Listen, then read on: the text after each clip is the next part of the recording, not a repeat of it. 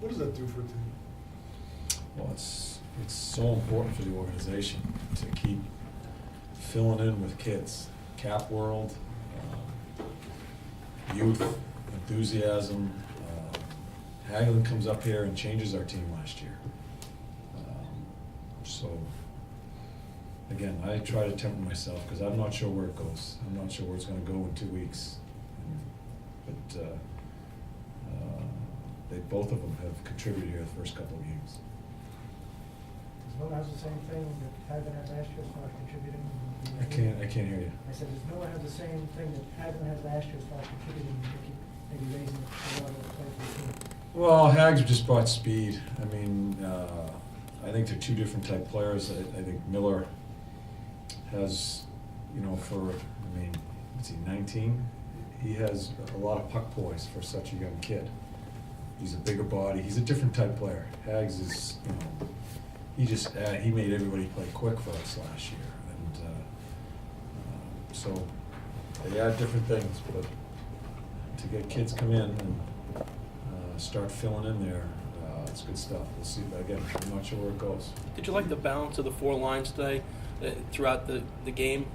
It was okay. It was okay. I thought it was, I still think it, again, like I told you, we got to find a way to get points. We did.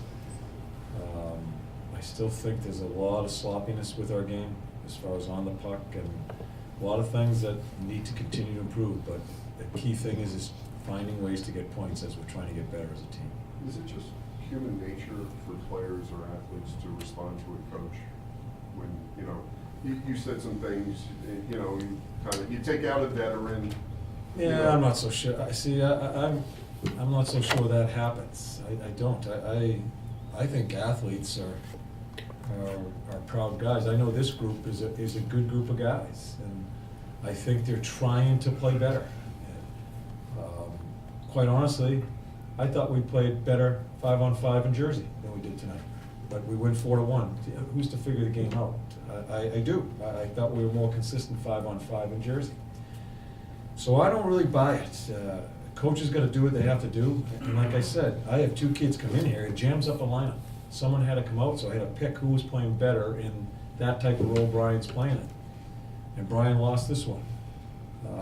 But I just think the team scored some timely goals. We didn't chase a game. We got out front.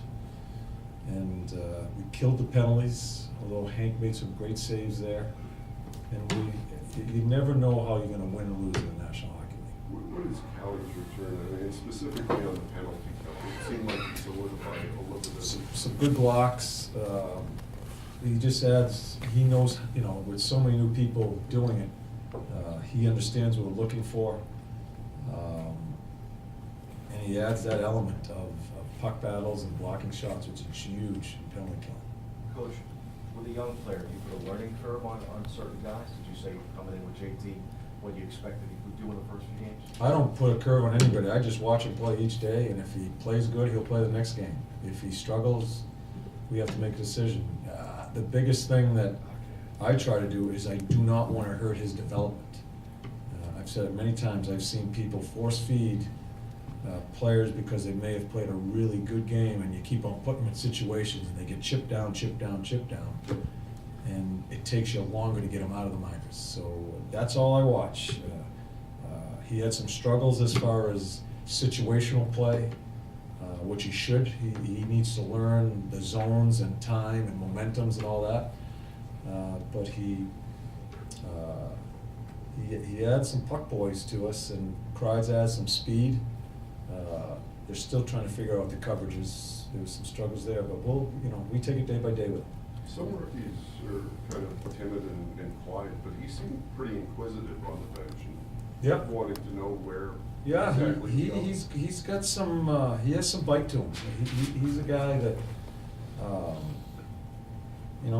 know a lot of things that went on, before he came to us, and he's got some bite to him. And I'd rather have a guy that you need to tame a little bit as he's learning to be a pro than to try to get someone to play with some spunk like that. He has. I like the way he carries himself. He's got some good strut to his game. We just got to make sure he hasn't crossed the line the other way, and he's done that a few times along the way. I know it's a small sample on the power play, but the fact that it produced a goal, did it look better, other than the fact that it produced a goal, or is that like? We had one set up there, that I thought we moved it fairly well, but, you score one on the breakout, I liked our speed in the entry, and we end up scoring a goal, and Mac makes a really good play. So we'll continue working on it, and, but it's a big goal for us tonight, no matter how we score it, no matter how ugly it was, we scored a goal on the power play and it helped us. Are you And you kept the encouraged by? penalty kill solid too. Didn't give one up tonight on that. Yeah, we didn't give up one. Yeah, I look at it a little bit more deeply. Yeah. We didn't give up one. Hank had to make some great saves. We had some breakdowns, but the goalie needs to make some saves at that time. So, but you win a hockey game, you score a power play goal, you don't give up one. So we just got to find a way to keep on solidifying that. On the whole, were you happy with the defense, being that Dan was out?